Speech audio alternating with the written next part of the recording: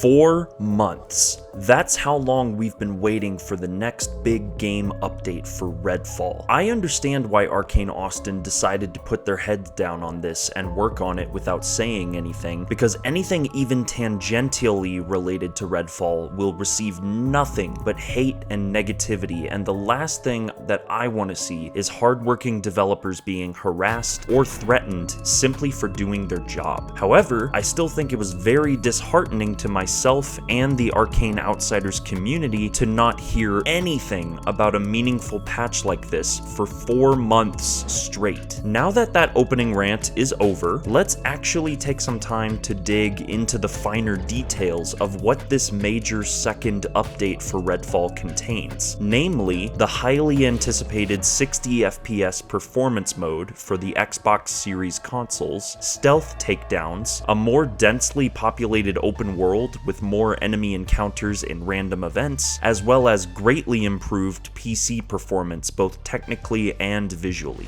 Okay, so here we've got the patch notes, Game Update 2, and we're just going to kind of briefly review and skim through some of what I think are the most important pieces of the patch notes. This patch brings a performance mode to Xbox Series X and S, stealth takedowns, new controller settings, accessibility improvements, and much more. Explore an even more dangerous Redfall with an increased open world enemy population and new encounters. And just taking a very brief overview of all of the patch notes, it's definitely fixing and adding a lot more quality of life stuff than the first patch did back in early June. So this is already a much meatier package. So starting off in the performance and stability section, enabled performance mode on Xbox Series X and S, improved PC performance and stability across a wide range of hardware configurations, various performance improvements made to hero abilities, weapons, and general game systems, various fixes to support hero abilities triggering properly despite environmental factors like ladders, death mist, electrocution, and more, improvements to player navigation and collision across both Redfall Commons and Burial Point. Now the next section, user interface, has a lot of actually really good changes here. So weapons with silencers or silenced muzzle attachments now reflect their silent state in tooltips. Silenced weapons generate less noise and are less likely to alert nearby enemies. Vault and mantle indicators now display in the HUD when a surface can be vaulted over or mantled. The mission briefing table now better delineates between main missions and optional missions. Functional improvements to compass markers and objective search areas to behave more consistently. Historical markers now display on the map in their locked state once players complete the introductory missions in Redfall Commons and Burial Point. Improved the readability of ammo purchasing,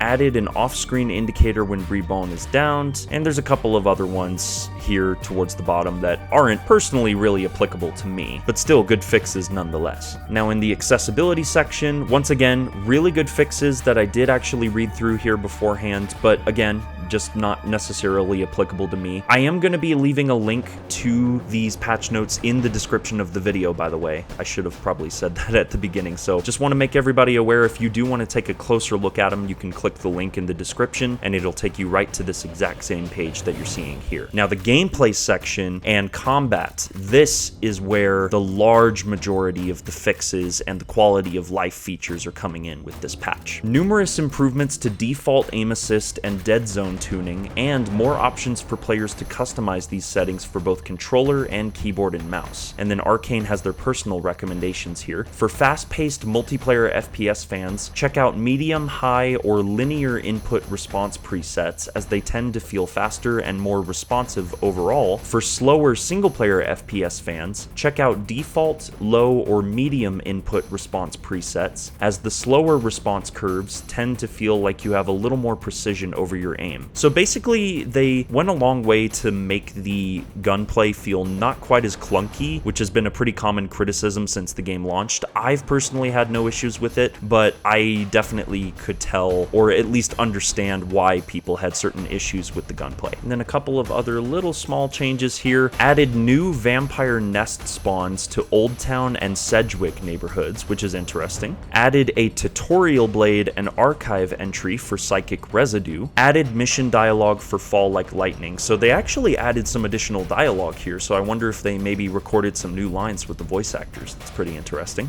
Okay, and this final section here that we're going to kind of cover is combat. And once again, combat is where the large majority of the most important changes, at least my eyes, are housed within this patch here. Players can now sneak up and take down unaware cultists and bellwether enemies with staked weapons, so we finally have a proper stealth takedown in the game. And it's nothing fancy, but it gets the job done. Increased open world enemy population and mission encounter balancing. This is probably the most important change in my eyes, but we're going to get to that here in a little bit. Added unique open world enemy encounters in Redfall Commons. Again, you'll see a little bit of that later here in the video. Added elements of light or reflective clothing to vampire and human NPCs to aid invisibility during the night. Increased ammo pickups in areas surrounding the fire station to help new players maintain early game resources. Enemies now reposition to avoid friendly fire. And then some skills here that are specific to Remy, who I still haven't had a whole lot of playtime with. Reborn is now guaranteed to shock nearby enemies while using Siren with the Robot Rock skill activated, and Remy will now be alerted when and where Breebone is downed. Fixed several scenarios where enemies could become stuck in an idle state and stop engaging with the player. Sights and silencer barrels have been updated to improve reticle visibility. Sights using a green emissive have been tuned so they aren't as bright at night. Scale and positioning of magazines has been improved to prevent clipping and other animation issues, and improved rook combat behavior in the Black Sun boss arena. Okay, and then one more section that we're going to cover here is the environment section. References to the Burial Point district have been added into the map and other locations in the Redfall Commons district. Improved the lighting presentation in the Black Sun boss arena, as well as improved visual fidelity for psychic space butterflies, fog pockets, the Black Sun's glowing sigil, and various water effects. And then there's a couple of multiplayer changes, small but pretty good stuff. So overall, like I mentioned at the beginning, a very meaty patch that they've added to Redfall here, and this fixes a ton of issues, adds a ton of quality of life features like the stealth takedowns, like making enemy encounters more frequent. So now we're going to kind of jump into the gameplay, and I'm just going to kind of talk about some of my more in-depth thoughts about some of the more specific parts of the patch.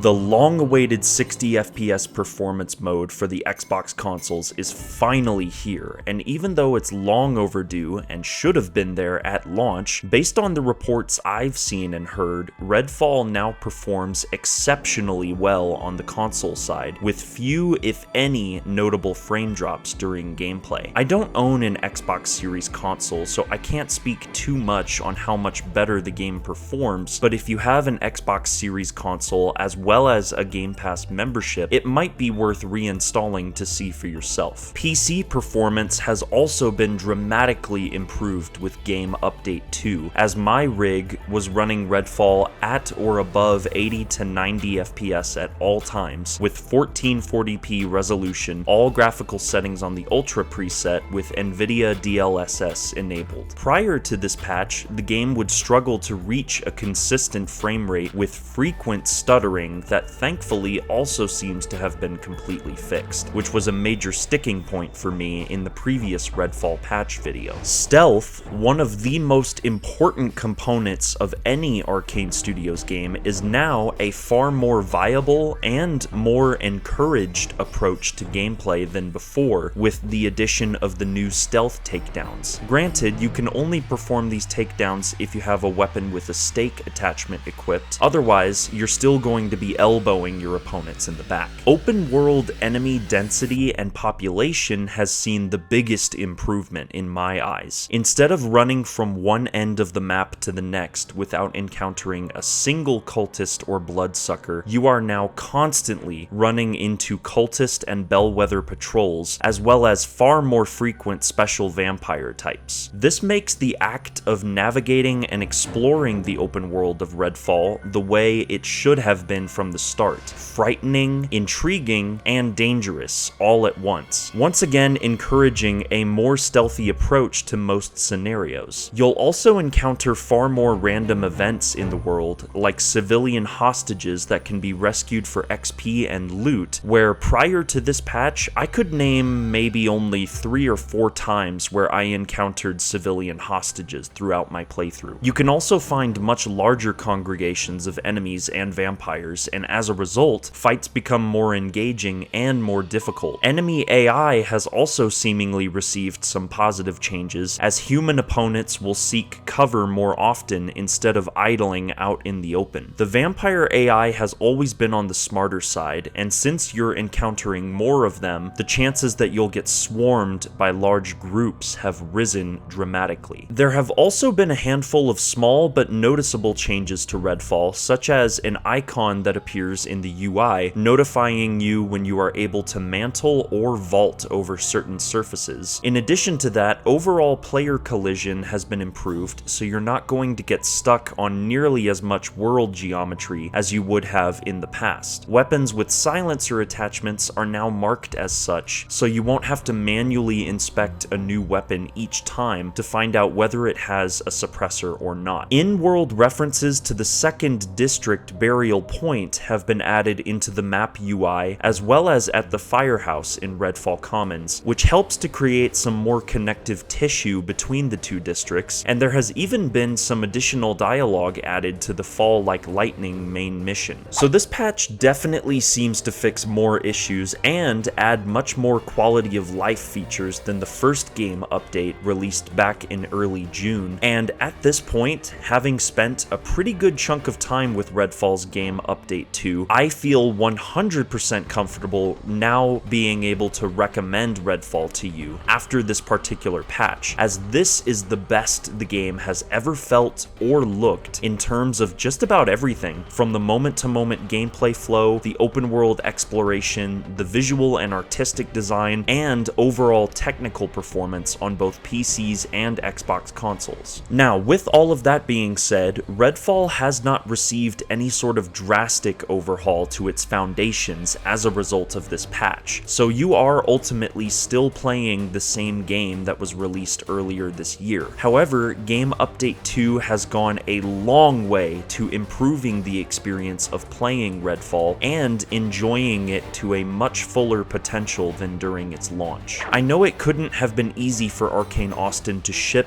Redfall in the sad state it was back in May of this year, but if the game had received another delay and launched in October in its current state post-Game Update 2, there is zero doubt in my mind that the game would have been far better received. Kudos to all of the developers at Arcane Austin for continuing to support this game and improve upon it, especially when so many like myself were quite honestly starting to lose faith. I am now completely reinvested in Redfall, and I greatly look forward to future updates for the game, in addition to the forthcoming 2 DLC characters. As for all of you, if you haven't tried playing Redfall yet, I would say now is the best time to jump in and see if the vampire hunting profession is a good fit for you and 3 other friends. Game Pass is still going to be the ideal way to experience this, as the game is still retailing for $70 US. Once that price drops sharply, maybe to around the $40 mark, I would have no qualms suggesting that you pick the game up and try it out. In the meantime, let me know what you think about Redfall's second major update. Drop a comment down below and let's talk about it. If you enjoyed this video, please leave a like and share the video with other members of the Arcane Outsiders community, or anyone in general who might be interested in my content. Consider subscribing to the channel for more Redfall and Arcane Studios focused content in the future, and be sure to hit that notification bell so you always know when my newest video is available. And remember that the outsider walks among us. Thanks so much for watching, everyone, and I'll see you next time.